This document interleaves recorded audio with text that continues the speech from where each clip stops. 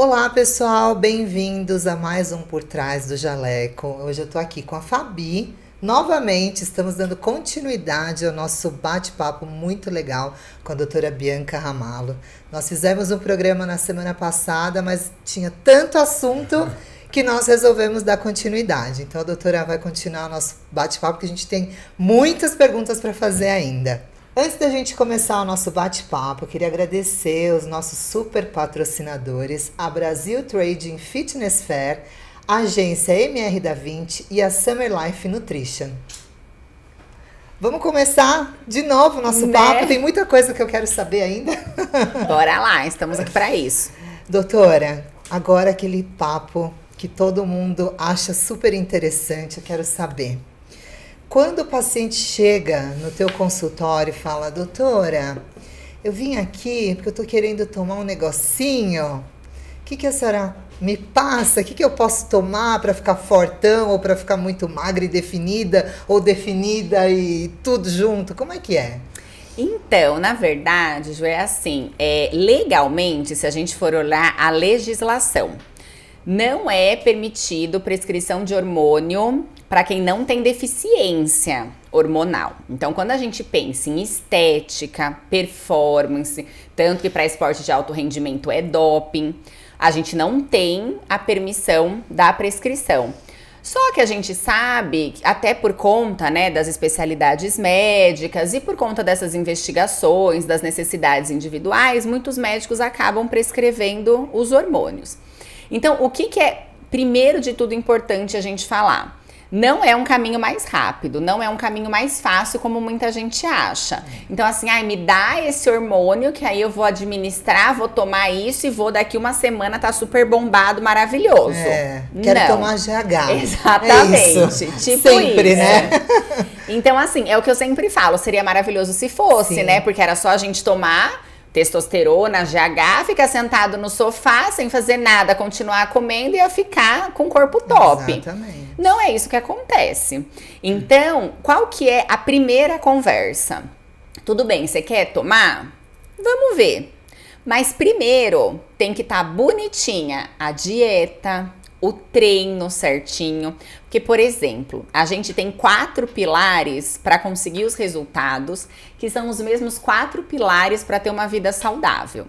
Alimentação saudável, prática de exercício físico regular, um sono de qualidade, então não são só horas dormidas. Você está dormindo bem ou você só fica na cama rolando? E um ponto que para o mundo ultimamente está meio difícil, que é a redução do estresse. Né? Então, praticamente impossível. Pois é. É tranquilo. Tá fácil. Super. Tá fácil, só que não, né? Acho que é mais fácil fazer dieta. Tipo isso. Então, assim, esses são os 4 pilares. Então, a primeira pergunta pra pessoa que quer tomar hormônio é assim, esses 4 tão top? Você tá fazendo certinho? Você tá na dieta perfeita, o exercício tá bom, você tá dormindo bem, você tá tentando, na medida do possível, controlar o estresse? Aí a gente pode pensar, a gente vai avaliar, vai conversar, a gente pode pensar. Agora, se às vezes nenhum dos 4 tá certo, tem que ter não tem o né? porquê. Porque uma coisa que é importante é a gente pensar assim, ó. A gente vive hoje num mundo que ele é dividido aos extremos. Então, em relação ao hormônio, por exemplo, ou eu amo, eu quero que todo mundo tome porque é top tomar, ou eu odeio e quem tomar vai morrer, vai ter câncer no fígado, vai broxar, só vai ficar ruim. E, na verdade, a vida não é um extremo, né? Sim. A gente tem o meio do caminho. Só que o meio do caminho precisa de um acompanhamento, de uma intervenção adequada, de exames adequados, né? De uma coisa que vá te permitir minimizar qualquer risco. Então, também não adianta a gente falar assim, não, pode tomar hormônio tranquilo que não tem risco. Gente, tomar qualquer medicação, remedinho pra dor de cabeça tem efeito colateral. Você pega a bula, tem risco. Então, a gente não pode ser hipócrita nem para um lado nem para o outro. De não, toma lá que é top, sucesso, não tem risco. E nem esse drama louco, meu Deus, você tomar vai morrer, o fígado vai derreter. Então, assim, calma, vamos avaliar. O que a gente sabe não adianta se esses 4 pilares já não estiverem andando, já não estiverem firmes, por isso chamam pilares. Essa é a base. Você estruturou bem? Sua base tá boa? A gente pode pensar.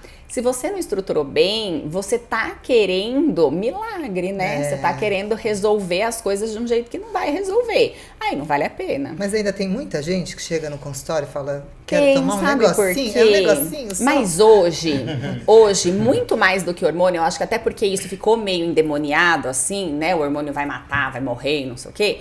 Muito mais do que isso, hoje a gente tem as medicações que são para o tratamento da obesidade, que surgiram, na verdade, para tratar diabetes, e depois a indústria farmacêutica comprovou que dava para usá-los para tratar a obesidade. E aí a pessoa já chega e fala assim, eu posso tomar? Então a gente tem agora classes de medicamentos que eles têm uma atuação muito similar, tem pequenas diferenças. Mas os compostos, né, são liraglutida, semaglutida, dulaglutida, então são alguns compostos que surgiram para tratar diabetes tipo 2 e eles viram que eram eficientes para tratar obesidade. E aí as pessoas começaram a usar isso de forma desenfreada. Sim. E aí, Ju, por exemplo, se eu quiser tomar esses daí, eu preciso de receita médica? Não. Então eu vou na farmácia, eu pago porque é caro, não é barato. A média de um tratamento desses mensal é de 900 a R$1.000. Então não é uma coisa baratinha de se fazer e não precisa de receita. Só que aí as pessoas tomam de qualquer jeito e tem os efeitos colaterais, rebote e tem os também, problemas. Né? O rebote é menos nessas medicações, mas vai voltar. Sim. Porque lembra, eu só tomei a medicação. Então ela tira a fome, ela dá uma náuseazinha, não te deixa comer. Mas eu só tomei a medicação. Eu fiz exercício? Eu tô fazendo dieta? Quando eu parar a medicação, vai acontecer o quê? Vai voltar tudo. Vai voltar tudo. Agora, esse lance do remédio é bem interessante, né? Mas, doutora Bianca, tem muito mito aí sobre alguns alimentos, né? Como, por exemplo, para muitas pessoas, existe muito na cabeça das pessoas que o carboidrato, por exemplo... Assim como muitos outros alimentos que eu quero que você fale tudo que você pode pra gente. A gente vai precisar, no caso, ficar um mês. Não, falou em carboidrato, a pessoa sai correndo, né? Pois é. Gente. O vilão, e tem gente que tira carboidrato, assim, que vive há anos sem carboidrato praticamente. Pelo menos o carboidrato complexo, né? Exatamente. Como que funciona isso lá no seu consultório? O que você tem a dizer para as pessoas que estão assistindo em casa sobre isso? Pois é, a gente tem uma briga constante, né? Para sempre ser assim, entre a ciência e o imediatismo. E o meu amigo fez e deu certo, e eu vi na internet que dá certo. Então, assim, o que a ciência prova pra gente? Isso a gente também não tem mais dúvida, isso é um consenso. Não tem nenhuma recomendação, um total de 0, para retirada de qualquer nutriente da dieta, incluindo o carboidrato. O que a gente tem é uma estratégia nutricional, que é o famoso low carb, mas é low, de menos, de pouco, não 0 carb, né? E aí a gente consegue reduzir um pouco o carboidrato, mas muito no intuito de conseguir ajustar alguns hormônios como a insulina. Sim. Então, por exemplo, uma coisa que eu tenho certeza que o pessoal de casa faz, e às vezes nem sabe que tá fazendo, porque é isso que eu percebo no dia a dia. A pessoa fala assim, eu não sei por que eu não emagreço, eu quase não como. Aí você olha, você fala assim, não é possível, né? Tá dando de louco. Só que aí você começa a conversar e você entende que a pessoa tá sendo sincera. Porque assim, hora que ela senta pra comer uma refeição, por exemplo, um café da manhã, um almoço, ela não come uma pratada de comida. Ela come um pouquinho. Então, pra ela, ela tá comendo pouco. Só que passou 40 minutos, 1 horinha, o que ela faz? Belisca. E às vezes... carboidrato. Não, então. E às vezes a pessoa olha pra mim e faz assim, mas doutora, é uma frutinha. Só que a frutinha é carboidrato. E aí faz o quê? Aumenta o hormônio insulina. O que a insulina faz? Fala pro tecido adiposo, pra célulazinha de gordura estocar. Então, a pessoa que tem, né, que é um beliscador, que tem o hábito de ficar beliscando, ela não vai emagrecer nunca. Por quê? Porque ela não deixa a insulina baixar. Então, a insulina ela tem que aumentar, estimular as células a captarem glicose, essa é a função dela, o músculo, o tecido adiposo, mas depois ela tem que baixar para que a gente possa tirar os estoques do tecido adiposo, Sim. usar isso como energia. Se a pessoa fica beliscando, a insulina tá sempre alta, não baixa. E se a insulina não baixa, eu não consigo tirar do tecido adiposo, não emagrece. E é assim que muita gente engorda. Então, uma das questões de diminuir o carboidrato é baixar a insulina, porque ela responde muito ao carboidrato. Então, a gente baixa. Mas o mais importante do que baixar carboidrato é respeitar o intervalo entre as refeições. Então, para emagrecer, o intervalo correto é de 3 a 5 horas. E entre essas 3 horas, o que eu posso fazer? Café ou chá sem açúcar e água. E top. Mais nada. Nem proteína. Nem proteína. Porque a aminoacidemia, que é quando a gente digere a proteína e aumenta aminoácido, também libera insulina. Entendi. A gente não pode consumir nada nutriente. Sim. Não pode ter nenhum nutriente entre os intervalos das refeições. E as pessoas fazem isso muito errado. Muito errado. E falam também que a proteína em excesso vira gordura, né? Vira, que é outro mito. Ai, proteína, eu posso comer quando eu quiser, vou me Tomar acabar. um pote de whey por dia. Eu só fiz isso. Exatamente. Então, assim, hora que ela é digerida, tem um grupo radical que a gente usa para sintetizar a molécula de gordura, que é o triglicerídeo, que a gente estoca. Então, tudo que é excesso vai virar energia no estoque. Agora, esse lance que você falou, né, doutora Bianca, das 3 a 5 horas sem nutriente. E o lance do jejum? Que a pessoa fica de 12, o jejum é de 12 a? Então, depende, assim, os protocolos de jejum intermitente, o mais eficiente são no mínimo 16 horas. No mínimo. Podendo se estender até 24. Meu eu posso Deus. passar o dia sem Pra mim comer. não dá. Você já ficou 24 horas? Eu não. Você já ficou, doutora Bianca? Eu não, mas eu já Não. fiz o protocolo de 16 horas. Mas o de 24 é puxado. Eu tenho um amigo que faz, aí é muito engraçado, porque a gente vai almoçar, né? Chama a galera, vamos almoçar. Ele fala, gente, vocês têm mania de comer todo dia, né? É impressionante. Mas tem gente que faz. Eu faço aeróbio em Nossa. jejum, já é muito. Não, então, mas assim, aí você tem que saber como que você... Por exemplo, não é pra todo mundo que vai funcionar o jejum intermitente, né? E você sabe o que é muito legal, Fabi? A gente também tirar um mito da frente. Que é assim, ó. Jejum intermitente, a pessoa não vai morrer, não vai delirar, não vai desmaiar, não vai. O corpo, ele é feito pra jogar energia, pra gente sobreviver. Então, assim, se você tem uma pessoa que se dá muito bem com períodos longos sem comer, você planeja o jejum intermitente pra ela. Ela vai ter benefícios disso. Agora, todo mundo vai conseguir fazer? Não. Então, de novo, lembra os extremos? Não é pra todo mundo, porque também tem o povo que é o culto do jejum, né? Então, assim, todo mundo tem que fazer jejum porque é a melhor coisa. Então, o que eu acho que é importante a gente deixar claro? É uma estratégia possível? Sim, é super possível. É uma estratégia melhor do que outras estratégias? Não. Não é uma estratégia melhor. Off que eu vou perguntar aqui atrás, tá gravando, o diretor deixou. Pergunta. E a dieta cetogênica? Maravilhoso. O que acontece? A dieta cetogênica, ela foi instaurada, na verdade, em 1924, por um médico que ele tratava crianças com epilepsia.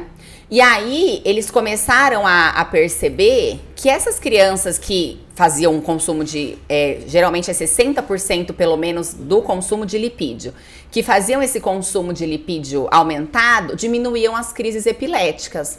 Aí ele falou, olha, tem alguma coisa aí. E começou a tratar essas crianças, então, com essa dieta que a maior parte da ingestão era de lipídios. E eles viram que estabilizava, mas ninguém sabia muito bem explicar. Aí vem alguns estudos que acabam com a nossa vida. Por quê? Né? Eu dou aula há muitos anos. E aí a gente ensinava os alunos, por exemplo, que neurônio só funcionava consumindo glicose. Eu falava isso nas aulas. Tem até um livro de bioquímica do Leninger que ainda tá lá assim. Aí me convidaram para dar uma palestra no Arnold. Aí eu falei, nossa, maravilhoso, né? Chiquérrimo, eu vou no Arnold. Aí veio o tema, que era hipertrofia no jejum intermitente. Falei, meu Deus, eles querem acabar com a minha vida. Vai a Bianca começar a estudar jejum intermitente. Quando a gente começa a ler os artigos, o que eles descobriram? que o neurônio, além de glicose que vem do carboidrato, ele funciona muito bem com os corpos cetônicos, por isso que a dieta chama cetogênica. Quando a gente tem uma quantidade muito grande de ácidos graxos no sangue, que vem da quebra da gordurinha, a gente no fígado consegue converter isso para uma outra molécula que é chamada de corpos cetônicos, que é energética. E que se achava que o neurônio não conseguia consumir, só o músculo e etc.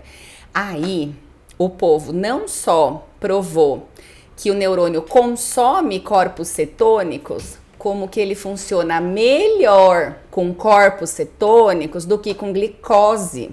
Então, tem gente que quando tem, por exemplo, uma audiência importante ou tem uma coisa que precisa render mentalmente, faz jejum prolongado, porque aumenta a performance neuronal. O neurônio funciona melhor. Aí, centenas de anos depois descobriram por que a tal da dieta cetogênica melhorava a crise epilética das crianças. Caramba. Porque o neurônio funcionava melhor com o corpo cetônico do que com a glicose. Só que aí vem a grande questão. Começaram a usar isso para o emagrecimento. Pro emagrecimento, a gente não tem consenso. Então, o que acontece? Quando a gente começa a aumentar esse nível de corpos cetônicos, a gente acaba mudando o pH do sangue, que é ruim se isso ficar em excesso. Mas como o nosso corpite é maravilhoso, ele tenta resolver sozinho. E aí acontece um processo que chama cetonúria. Eu começo a eliminar esses corpos cetônicos na urina. Aí eu urino mais. Então desincha um pouquinho. Se você ficar nessa dieta Se você ficar nessa dieta. Então, às vezes as pessoas acham que é emagrecimento, mas não é emagrecimento, porque emagrecer é perder gordura. A pessoa tá perdendo água pela cetonúria. E qual que é a grande preocupação da dieta cetogênica para o adulto? Risco coronariano. Porque você tá falando de uma dieta que 60% é gordura. E gordura em excesso aumenta LDL, colesterol, pode formar mais placa de ateroma. Então, para emagrecimento, a gente não tem consenso. Se você perguntar assim, mas tem estudo que mostra que funciona? Tem. Da mesma forma que tem estudo que mostra que não funciona. Então, ainda não há consenso. A grande preocupação é o risco cardiovascular. É a saúde, né? Agora, conta pra gente, a gente falou nos bastidores, que moda é essa dieta da Branca de Neve? Gente, o que é isso? É porque assim, né? O que acontece nesse mundo? A gente tem essa coisa midiática, não vou negar, né? Sim. Que isso acontece, dessa coisa do corpo e etc. Então, a gente acaba tendo um apelo. Que é muito engraçado, porque às vezes o paciente chega no consultório e fala assim, eu queria ficar assim, ó. Aí, literalmente, tem umas pessoas que estão morrendo e nascendo de novo. Tipo eu, é verdade. Então, assim, eu falo pros alunos, eu falo assim, o meu sonho era ter perna fina.